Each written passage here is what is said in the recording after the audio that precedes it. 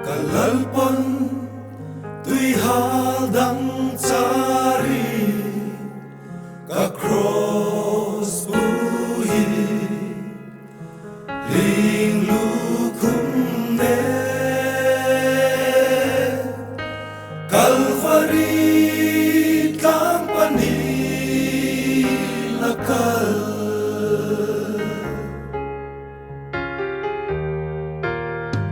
Kalal cross akeng betuka kilna tirken mai ni lofi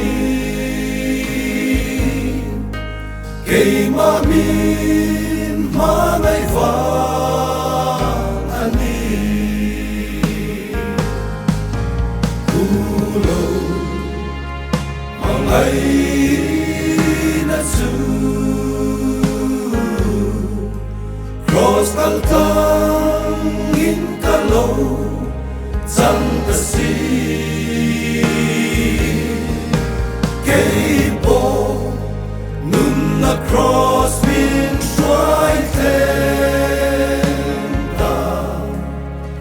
kaho kong kabo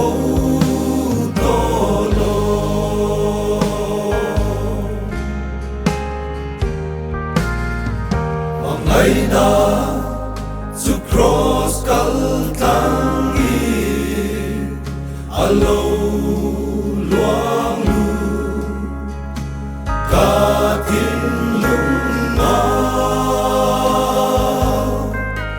ati sen na kalo phai ta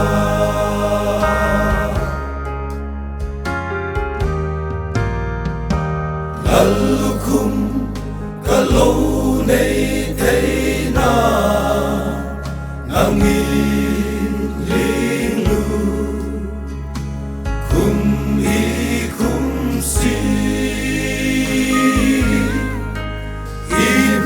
Hmangaihna va lue ulo Hmangaihna su cross kaltang in kalo sang tasi